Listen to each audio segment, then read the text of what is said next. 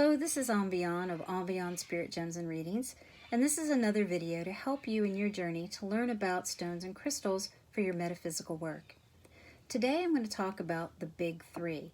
What I mean by that are the stones and minerals that you can utilize to cleanse the energy of surrounding stones. These stones don't need to be cleansed themselves. They stay neutral and they're just great to have around. There are many other ways you can cleanse your stones. You can use sage smoke, you can bury them in the earth, you can use running water, you can use intention. But today I'm going to focus in on the big three stones that cleanse surrounding stones. So the first one is selenite, probably my favorite and the one I utilize the most. It is a form of gypsum, as is alabaster, as is satin spar, and they all have the same chemical makeup, which is calcium sulfate dihydrate. But it's how they're formed and the crystal patterns that make them different.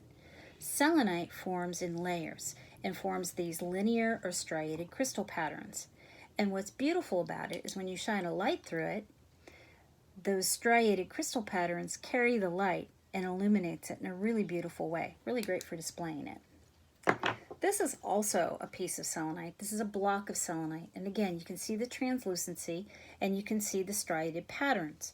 It can be very soft and these layers can flake off. So you have to be careful when handling it.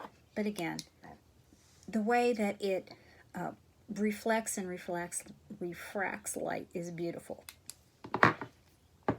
This is also a piece of selenite. This one's been cut in a different direction. Rather than the striations going this way, they're going up and down. And again, you can see how those are carried through the block. This one's a little more opaque, but still selenite.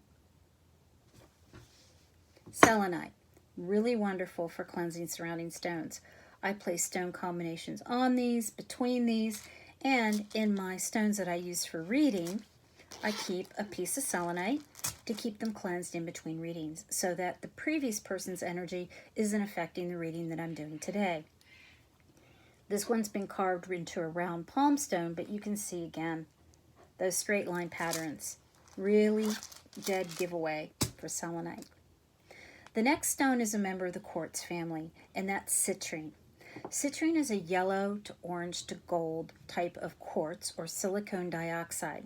There are lots of members of this family. Amethyst is a member of this family. Rose quartz, green quartz, dumortierite, lots and lots of silicon dioxide crystals out there that are types of quartz.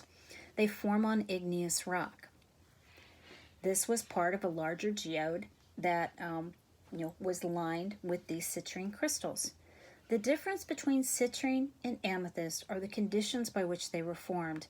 Citrine was formed under higher heat and higher pressure and has certain trace minerals in it that make it orange, whereas amethyst is purple. I get asked all the time about fake citrine or citrine that's been is a heat-treated form of amethyst. But I'm going to tell you not to worry about it because whether it was heat-treated in Mother Earth to create this color and pattern or in a lab or in a mine, it's still silicon dioxide, and it still has the same properties of citrine. Citrine is often connected to abundance and prosperity, but is also one of the crystals that does not take on the energy of surrounding crystals and can cleanse the energy of surrounding stones. Citrine. I've got a citrine point here, and I've got some smaller pieces of citrine here. And citrine can also be faceted into a gem and makes beautiful jewelry. The last stone that I'm going to talk about is kyanite. Kyanite is a metallic mineral, also forms in layers or sheets. It's it's really fragile and it will splinter off easily. So be very careful when handling kyanite. It comes in blues, dark blues to light blues, and again, is a great stone for cleansing the energies of surrounding stones. Now, I just want to touch on one final thing real quick, that there are indeed fakes out there. Again, I told you not to worry about the heat-treated amethyst into citrine, because that's what Mother Nature does anyway. But sometimes people will put dye on stones and sell them as something they're not. This is a dyed clear quartz crystal. that was marketed as a piece of citrine. Notice that in the cracks, it's very dark, and that's where the dye settled into the cracks, where less dye settled onto the smooth surfaces. That's a dead giveaway that this is not really citrine. Another giveaway is this. This is not citrine. If you look, first of all, it's really bright yellow, and citrine doesn't really come in this bright yellow. Although there is lemon quartz out there in the world, this is pretty bright. But look at the base that this crystal is on. Remember I said that it forms on igneous rock, which is going to be gray to white and not have a really distinct crystal pattern? Look at the base of this one. It's also dyed yellow. It also has taken up the yellow stain. So this, although pretty, and although I like it because it's pretty and yellow, is a fake crystal. This is a clear quartz crystal that has been dyed yellow. So those are the big three.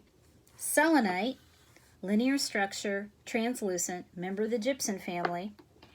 Citrine, yellow, gold to brown, a member of the quartz family. And kyanite, which is a metallic mineral, and it forms these same striated patterns, very fragile, and comes in blues. So that's it. Those are the big three to help you keep your surrounding stones and crystals cleansed. I hope you found this informative, and I'll talk to you again soon. Bye-bye.